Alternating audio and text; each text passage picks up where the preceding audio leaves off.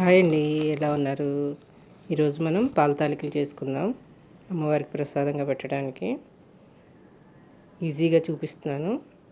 గిన్నెలో ఒక అరకప్పు సగ్గుబియ్యం తీసుకుని ఒక గ్లాస్ ఫుల్గా నీళ్లు పోసేసి మరిగించండి. ఇది రాని వాళ్ళు కూడా ఈజీగా చేసుకోవచ్చండి. ఒక కప్పు వరిపిండి తీసుకున్నాను. అందులో 2 స్పూన్లు మైదా వేసాను. అదే కప్పుతో బెల్లం తీసుకుని కొద్దిగా నీళ్లు పోసి మరిగించి పక్కన పెట్టుకుందాం. వడపోసుకోవటానికి రాళ్ళు ఇసుక అవి ఉంటాయి. సగ్గుబియ్యం బాగా మరుగుతుంది కదా, మరిగిన తర్వాత బియ్యం పిండిలో వడపోసుకుందాం. ఈ సగ్గుబియ్యం జిగురుతో కలిపితే పాల తాలికలు చక్కగా బారుగా స్మూత్గా మృదువుగా వస్తాయండి. ఎలాంటి వాళ్ళకైనా పాల తాలికలు అసలు చేయటం రాని వాళ్ళు కూడా ఈజీగా చేసుకోవచ్చు. చక్కగా వస్తాయి, ఉడుకుతుంది బాగా. ఒకసారి ట్రై చేసి చూడండి.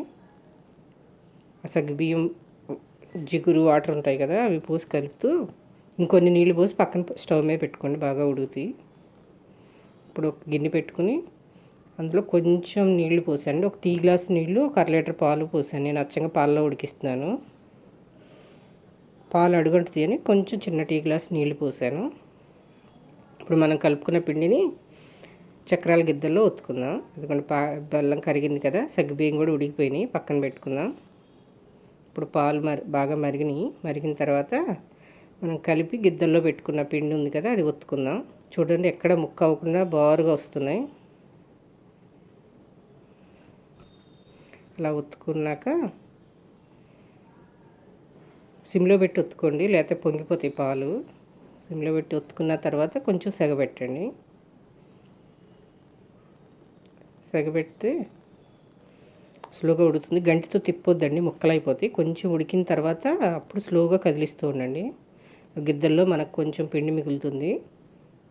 ఆ మిగిలిన పిండిని నీళ్ళు పోసి ఉండలు లేకుండా బాగా మెత్తగా కలపండి. అది ఉడికింది, పాల తాలికలు ఉడికినాయి. అందులో మనం ఉడికించుకున్న సగ్గుబియ్యం పోసాను. సగ్గుబియ్యం పోసి కలుపుకోండి స్లోగా. అదే పనిగా తిప్పొద్దండి, ముక్కలు అయిపోతాయి. స్లోగా తిప్పుకోండి.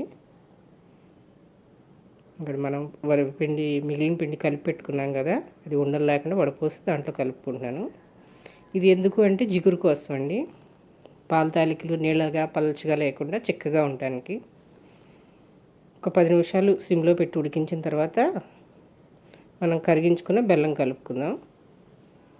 బెల్లం వేడి కలపమాకండి, కరిగించి ఆరబెట్టి కలుపుకోండి. అంతే, మన పాల తాలికలు రెడీ అయిపోయినాయి.